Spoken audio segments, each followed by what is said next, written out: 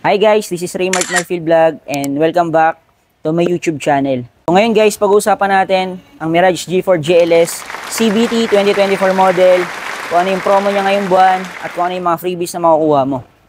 At syempre, kung ano yung mga features na nagustuhan ko sa kanya at kung ano yung mga function nito.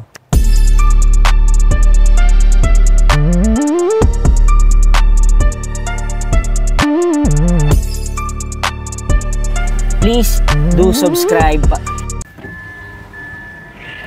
So yun guys, bago tayo magsimula, kung hindi ka pa nakasubscribe, please click the subscribe button at click the notification bell para makatulong na rin mag-grow yung YouTube channel natin at makapag-create pa tayo ng more contents or more video katulad nito.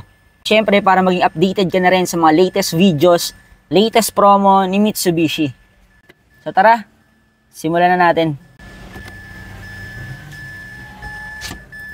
Number 1 na nagustuhan ko sa kanya, nasa side mirror na yung turn signal light. So, nagbibigay ito ng mas magandang design at nagbibigay ito ng more visibility sa mga kapwa natin, driver. So, number 2 na nagustuhan ko sa Mirage G4 GLS natin, equipped na siya ng ABS and EBD features. Pag nagkaroon ka ng biglaang sudden brake, hindi basta-basta maglalak yung steering wheel natin. At pagdating naman sa EBD features, nagpo-provide to ng tamang preno kung saan mas mabigat dun sa unit natin. So, nagbibigay siya ng additional safety pagdating sa braking system. So, pangatlo, keyless operating system na siya. Ibig sabihin, hindi mo na kailangan ilabas yung pinaka-main key niya para i-start or pumasok sa unit natin. So, may lock and unlock pa rin dito, pero hindi talaga tong key yung pinaka-the best sa kanya, kundi yung pag-entry mo sa mismong pinto. Pag nagkataon na mag-grocery kayo at marami kayong dala, hindi mo na kailangan hanapin yung susi mo para ilabas at pindutin. So, meron siyang integrated button dito within 70 cm. For example, nasa bulsa mo yung or nasa bag mo yung susi natin. Na kailangan bitawan pa yung dala-dala mong plastic or dala-dala mong grocery. Just click the integrated button. Once na tumunog siya, pwede mo na siya i-open. So ganun din pag i-close mo siya. Hindi mo na kailangan ilabas yung susi mo para i-open or i-close yung unit natin at i-start yung ignition. So, hassle-free pag meron kang keyless operating system. Number 4, napakalaki ng luggage capacity. Dahil meron tong 450 liters luggage capacity. Siyempre, naka-KOS features pa rin tayo. Hindi mo na kailangan gamitan ng susi para i-open yung trunk natin. Meron pa rin siyang integrated button. 70 cm, pwede mo siyang pindutin at ma-open mo siya. So, ganito siya kalaki. As in, malaki talaga siya, kumpara mo sa ibang unit. At pang-5, yung spare tire na gamit natin is mags na rin. At pang-6, meron siyang reverse camera. So, nagbibigay ng additional safety sa unit natin, lalo na pag nagpa-park tayo. Number 7, fog light. So, yung fog light natin is nagbibigay ito ng additional lights pag nasa foggy season kayo or rainy season, para magkaroon din kayo ng more visibility sa daan.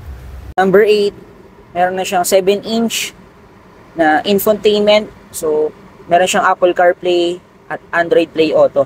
At meron siyang hands-free mode na tinatawag. Pwede mo siyang i-voice command. Pwede ka sumagot ng call at magbaba ng call gamit yung steering wheel natin. Number 9, naka-electronic power steering wheel siya. Ibig sabihin, electronic na yung steering wheel natin. At kahit babae yung mag-drive, hindi siya mahirapan mag-maneuver or lumiko. And syempre, number 10, last but not the least, ang pinaka-nagustuhan ko talaga dito sa Mirage G4 natin, actually all variant to, yung pagiging matipid niya sa gasolina. Dahil, in the end of the day, kaya ako kumuha ng kotse dahil pang-araw-araw mo, lalo na kung taga Metro Manila ka, matatraffic ka lang di naman, or pang-nenegosyo mo yung unit natin, i-consider mo si Mirage G4 dahil siya ang pinakatipid pagdating sa gas consumption. Dahil approximately, kaya tumakbo ng 22 km per liter sa highway. Kung dito naman sa city, depende yun kasi kung gaano ka-traffic. Sobrang tipid niya talaga dahil naka-MyVec technology na siya, which is yung MyVec natin, nagbibigay ng more power and torque, fuel efficiency, and less emission.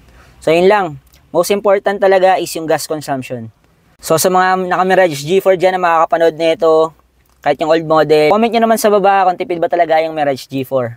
At sa mga nakapanood, comment nyo sa baba kung ano yung features na nagustuhan nyo. At comment nyo sa baba kung taga saan kayo. Malaman ko kung saan umabot yung video natin. So yun guys, tapos na tayo sa nagustuhan ko sa Mirage G4 GLS. Ano-anong kulay ba ang meron sa Mirage G4 GLS? At anong promo nito? Meron tayong solid white, limited color. Meron tayong red metallic, pinaka-best seller natin na kulay. So ito, GLX variant siya, pero same sila ng color. Ito yung kulay ng cool silver natin.